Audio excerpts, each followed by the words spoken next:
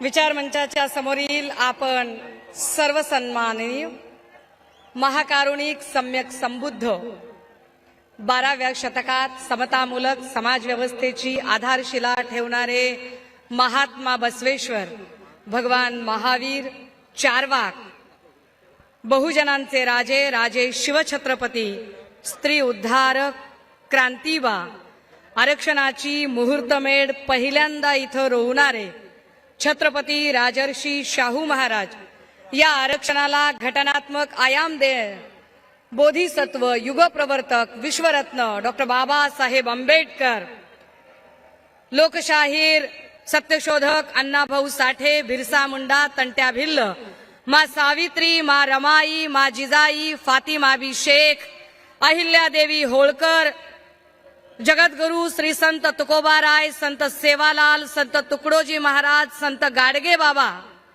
या सर्व संत श्रेष्ठांना अभिवादन करत,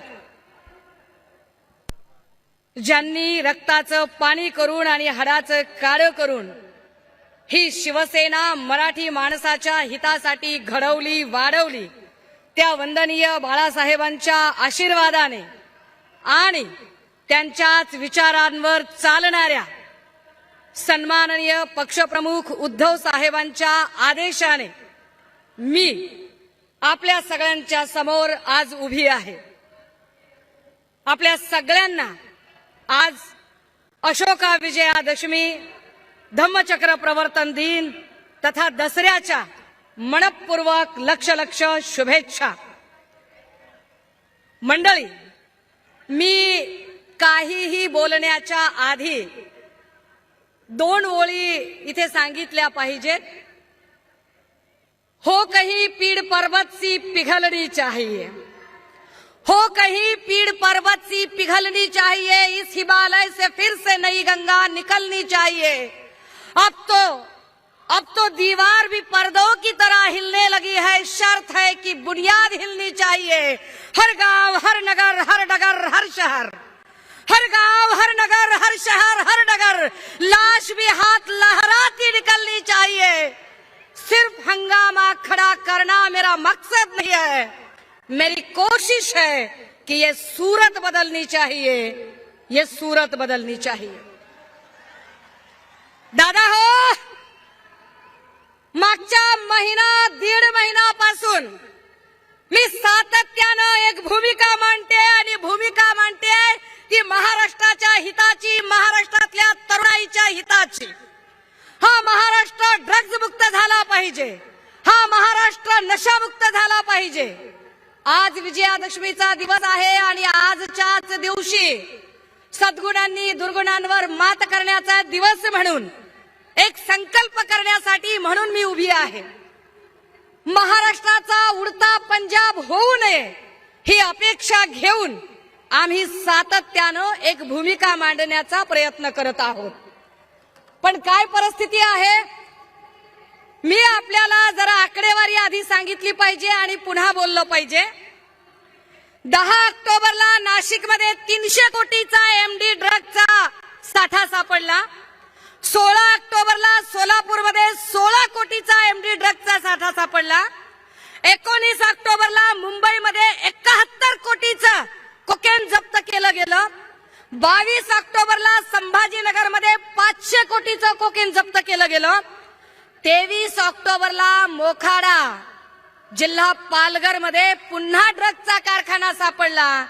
आता येताना एक बातमी बघितली की ड्रगचा नष्ट करण्यासाठी मुळा नदीच्या पात्रातच सोडण्याचा प्रयत्न झाला. काय ड्रगची परिस्थिती आहे. मी जेव्हा हे सगळं बोलते त्यावेळेला महाराष्ट्रातल्या कुठल्याही लेकीला, बहिणीला, आईला, पत्नीला, जिला वाटतं की आपल्या घरामध्ये व्यसन नसलं पाहिजे, आपला भाऊ, आपला नवरा, आपला बाप, आपला लेक कुठल्याही व्यसनाच्या अधीन नाही गेला पाहिजे, व्यसनामुळे कुठलाही कुटुंब उद्ध्वस्त नाही झालं पाहिजे, तो प्रत्येक जण माझ्या भूमिकेशी सहमत असेल, तो प्रत्येक जण ही भूमिका मान्य करेल. काय भूमिका मांडतोय आम्ही साधी भूमिका मांडली की अरे दादा, अरे नाशिकला जर एवढा शेकडो कोटीचा ड्रग सापडतो तर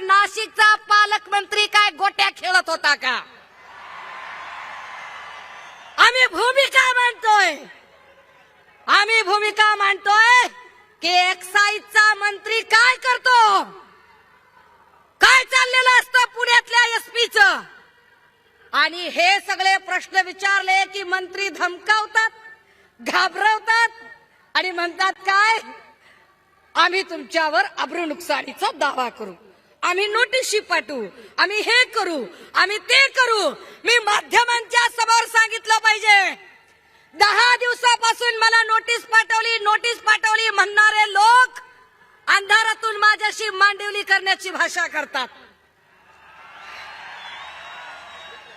नावं घ्यायची आहेत का? नाशिक मधला अमन परदेशी फोन करतो पुण्यातल्या नलिनी वायाळला, पुण्यातली नलिनी वायाळ फोन करते कुणीतरी गोगावलेला, गोगावले पोचतात माझ्या जवळच्या जठार पर्यंत, दबाव आणतात, घाबरवतात आणि सांगतात की आम्ही अब्रू नुकसानी. अरे मीडियात एक बोलता, इकडे एक बोलता, खरं काय खोटं काय? आणि ह्यांनी माझ्यावर अब्रू नुकसानीचा दावा टाकायचा. ह्यांनी महाराष्ट्राच्या अब्रूची ज्यांना चाड नाही त्यांनी, अरे वाया सुरत गुवाहाटी जाताना कुठं होती महाराष्ट्राची अब्रू, कुठं टांगली होती? हा, अरे या बीड जिल्ह्यामध्ये आष्टी वाळुंजला एका पारधी समूहातल्या मायमाऊलीच्या पदराला हात घालताना तिच्या अब्रूची किंमत तुम्हाला काहीच वाटली नाही का?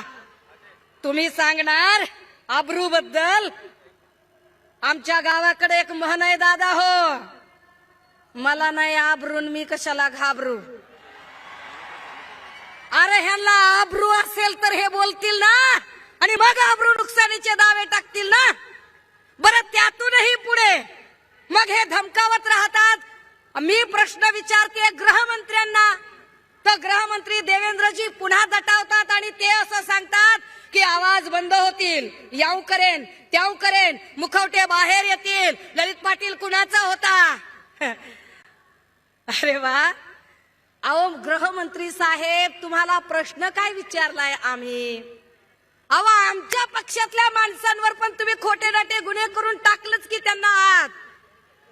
मग ललित पाटील आमचा होता अशी मखलाशी करत लपवताय कुणाला? तो आमच्या संघटनेचा पदाधिकारी कधीच नव्हता, कुठल्याच वेळेला नव्हता. पण गृहमंत्री महोदय देवेंद्र फडणवीस साहेब कायद्याच्या चौकटीत राहून तुम्हाला प्रश्न विचारला आणि तुम्ही त्या प्रश्नाला सगळ्या पत्रकार परिषदेत बगल दिली. शिवतीर्थावरून पुन्हा तुम्हाला प्रश्न विचारते की गृहमंत्री म्हणून ललित पाटीलला गेली 9 महिने असा कोणता आजार होता म्हणून तुम्ही त्याला दवाखान्यात ठेवला? माझ्या माहितीप्रमाणे बाईचं गरोदरपण सोडलं, बाईचं गरोदरपण सोडलं तर 9 महिने कुठल्याच गोष्टीला लागत नाहीत. तुम्ही कशासाठी 9 महिने वेळ घेतला? कारागृह अधीक्षिका स्वाती साठे यांनी कुणाच्या सांगण्यावरून त्याला पाठवला होता? मेडिकल सुप्रिंटेंडेंट अजय टावरे त्यावेळेला काय करत होता? अजय टावरे मेडिकल सुप्रिंटेंडेंट हा किडनी रॅकेटचा प्रमुख आरोपी, हा तिथे काय करत होता? माझ्याकडे माहितीचा साठा आहे, बात निकलेगी तो दूर तलक जाएगी. मी पुन्हा सांगते, इथे पक्षाचा प्रश्नच नाहीये. पक्ष, संघटना, जात, धर्म हे सगळं बाजूला ठेवा, पण महाराष्ट्रातला तरुण व्यसनाधीन झाला नाही पाहिजे ही भूमिका आम्ही घेतोय. आणि ही भूमिका मी एक आई म्हणून, एक शिक्षिका म्हणून घेतेय. तर मला घाबरवायला पुन्हा देवेंद्रजी अजून काही लोकांना पुढे करतात. खरं तर देवेंद्रजींना लोक चाणक्य म्हणतात बरं का. मला काही ते चाणक्य अजिबात वाटत नाही. आईला अहो चाणक्य म्हणजे माणसं घडवणारा असतोय हो. चाणक्यानं माणसं घडवायची असतात. उदाहरणार्थ बघा तुम्ही, समजा पवार साहेब आहेत, पवार साहेबांनी कुणाला घडवलं? प्रफुल्ल पटेल असतील, हसन मुश्रीफ असतील, वळसे पाटील असतील, दस्तूर खुद्द अजितदादा असतील, त्यांना घडवलं. वंदनीय बाळासाहेबांनी कुणाला घडवलं? आढळराव पाटील असतील, चंद्रकांत खैरे साहेब असतील, अनिल देसाईजी असतील, भास्कर जाधव असतील, संजय राऊत साहेब असतील, अरविंद सावंतजी असतील, अगदी आमचे पक्षप्रमुख सन्मान्य उद्धव साहेब असतील, या सगळ्यांना घडवलं. देवेंद्रजी तुम्ही कुणाला घडवलं? देवेंद्रजींनी कुणालाच घडवलं नाही, देवेंद्रजींनी फक्त जमवलं. देवेंद्रजी एका मोठ्या महाशक्तीचे महानेते आहात तुम्ही, पण तुम्ही माणसं संपवली. तुमच्याकडे बोलायला नेते नाहीत, कारण विनोद तावडे असतील, पंकजा मुंडे असतील, एकनाथ खडसे असतील, असे अनेक नेते तुम्ही संपवले. आता तुम्ही चंद्रकांत पाटलांच्या मागे लागलाय. संपवली तुम्ही माणसं. ते देवेंद्रजी, मला तुम्हाला अजून एक प्रश्न देवेंद्र साहेब विचारायचा आहे. अहो, तुमची एवढी मोठी महाशक्ती आहे, तुमचं संघटन फार मोठं आहे, दिल्ली पासून गल्ली पर्यंत तुमचीच सत्ता आहे. तुमच्याकडे जिल्हा आघाडी, महिला आघाडी, युवा आघाडी, 12 भानगडी, बूथ प्रमुख, पन्ना प्रमुख, सगळं आहे. भाऊ, अहो देवा भाऊ, सगळं जर तुमच्याकडे एवढं आहे तरी बी शिवसेनेतून, राष्ट्रवादीतून उचलेगिरी कशापायी करतायत ते सांगा. का करताय? जर तुमचा एवढा मोठा पक्ष, एवढी मोठी संघटना आहे, तर आमच्याकडचा रेडीमेड होलसेलचा माल तुम्ही उचलता. तुम्ही कसले चाणक्य. पण असो, मला घाबरवण्यासाठी मग देवेंद्र भाऊंनी, नेते तर बोलायला नाहीत त्यांच्याकडे कारण त्यांनी ते संपवले, मग त्यांनी त्यांची बार्किंग ब्रिगेड काढली. ही बार्किंग ब्रिगेड फार भारी आहे.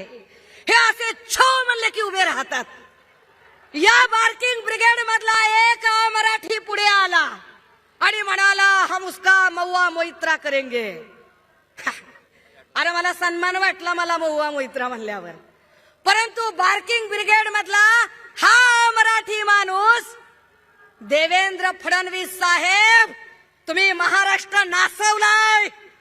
कारण महाराष्ट्रात राहून, महाराष्ट्राचं खाऊन, महाराष्ट्रातल्या लेकी बाळींना धमकावण्याची हिम्मत एका अमराठी माणसामध्ये तुमच्यामुळे येते. तुम्ही केलं हे पाप. परंतु देवेंद्र भाऊ, तुमच्या त्या सगळ्या बार्किंग ब्रिगेडला एकदा समजावून सांगा. सुषमा अंधारे म्हणजे शिस्तीत राहा बेट्या, उडू नको ज्यादा, मी अंगार भंगार नाही र. चळवळीतनं आलेली पोरगी आहे, बाबासाहेबांचं बाळकडू घेऊन आलेली आहे. कदाचित तुम्ही आणि तुमच्या बार्किंग ब्रिगेडने आतापर्यंत तुम्ही आमदाराला नडला असाल, खासदाराला नडला असाल, जहागीरदाराला नडला असाल, कोट्याधीशाला नडला असाल, अब्जाधीशाला नडला असाल, पण सर्वसामान्य घरातल्या मध्यमवर्गीय महिलेशी तुमची कधी गाठ पडली नसेल.